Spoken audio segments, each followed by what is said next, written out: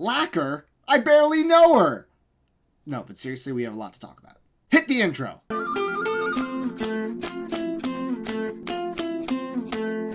As many of you guys know, something very serious happened in the vinyl community, and I want to make a video just talking about what happened if you don't know, what it might mean for the vinyl industry, and some of my personal thoughts. If you haven't already, it'd be awesome if you'd like this video, hit the red subscribe button, and turn your bell notifications on so you don't miss out on any weekly videos I put out. So if you don't know what happened, on February 6th, Apollo Masters in California burned to the ground. Extremely tragic. Thankfully, no one got injured. The only thing we lost were irreplaceable styli and some really expensive old machinery. Now, that might not sound like a lot to you. Let me explain why that matters. There's two ways to create vinyl records: DMM, which is direct metal mastering, and lacquers. Apollo provided roughly 90% of the entire world's lacquers. Now, I've been reading some conflicting reports, and some people say it was more like 70-75. Either way, that's a lot. Furthermore, they were the only company to make the specific cutting stylus to even make the lacquers to begin with. There's one other company that makes lacquers in the world, just one. That's right, there were two. It's called MDC, it's in Japan, and it is very, very small. You may think, oh, well, just MDC will pick up the slack, we'll figure it out. Probably not. They already said that they are not going to be taking on additional orders because they're so small. They're understaffed for something as big as, I don't know, the entire vinyl world's needs. It's also going to be difficult for someone to take up the mantle where Apollo left off because a lot of the people that kind of created these processes and machines, they're not really alive anymore, or the information wasn't passed down properly. It's an extremely difficult process to make this happen. It's not something that someone could just be like, I'm going to do it. It's actually something that could be potentially lost. So what is a vinyl lacquer, you're asking yourself? To keep it very simple, a vinyl lacquer is basically a big lacquer-covered aluminum disc. Inside of there are all the grooves that represent the music that you make after it's finished recording. Once it's made, you can then make infinite represses from that lacquer as long as it doesn't get damaged or anything. So you need it once, and then you can repress forever unless, of course, you want to remaster. What is the other way? DMM? Like I said, it's direct metal mastering. It's similar except that you use a copper disc instead of a lacquer-covered aluminum one. So what does this mean that the one place that we were keeping all of the lacquers burned down, and we lost some of the important technology to create more, and we lost the manpower and the ability to create the need of the vinyl community? Here's what is possibly going to happen. Well, first off, more plants are probably going to move to using DMM. Some people have some mixed reviews about direct metal mastering. I personally like it. I think it sounds fine when done right. When it's done wrong, it can sound a little too bright and maybe not as, I don't know, defined as a proper lacquer cut record. But I have a lot of DMM records. In fact, any record you have in your collection that says made in Czech Republic is probably a DMM record. What this means, though, is we might be seeing some more variants plant to plant when they release records throughout the next couple of years. Whatever records can be released, even more so than now. Records that you have on pre-order right now are probably fine.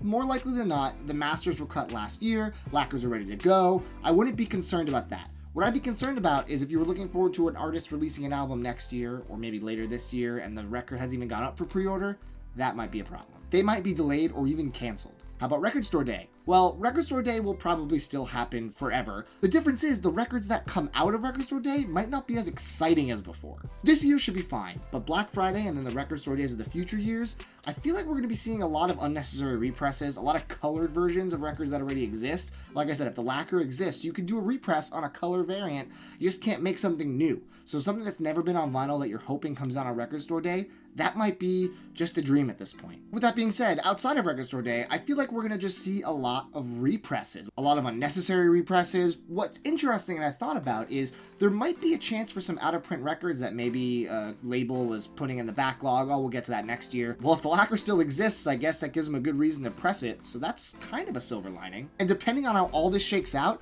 record stores can be in trouble. With a lower supply of stock of new records just based on all of this happening, stores are going to have to come up with interesting ways to make money without alienating their fan base by jacking the price up of what they have. And on that note, used records are going to become a lot harder to get because they're going to have to jack the prices up of those likely, which makes it harder for collectors to be able to acquire those rare records from the back wall. Competition might even become stiffer online on our want lists. And of course, there's a very good chance that prices of records might go up. They've already been climbing steadily since I got into vinyl, but we might see the highest prices yet due to the lack of labor, the lack of available plants to be able to make these records month in, month out, and DMM could be a more expensive process depending on how it's done. That's not great because that could price out novice collectors and newbies to the hobby, and we've been doing such a great job of growing the interest of the vinyl community year after year.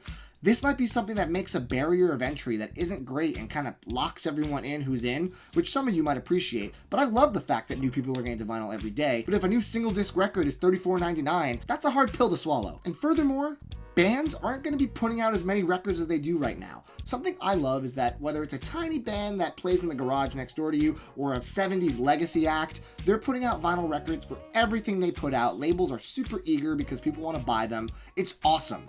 It makes vinyl thrive.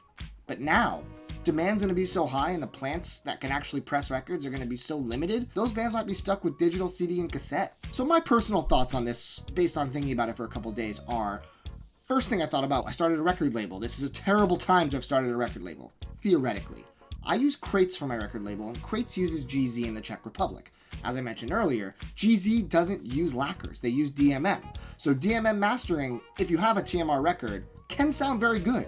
My first 3 releases that came out all sound fantastic, so I'm not really worried about that in terms of the quality of records and the ability to make a record.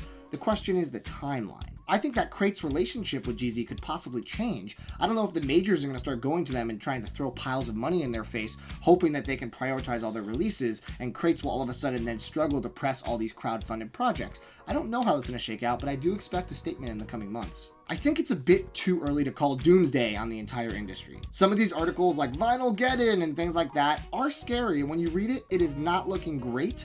But I think there is hope. The vinyl community is nothing if not extremely passionate. There are so many great labels, artists, subscription services, people in the community that are super smart and willing to put their heads together to try to find a solution to this unexpected and realistic problem. I don't think vinyl's ever going to die as we get further and further from physical media, but yet we crave this nostalgic tactile experience.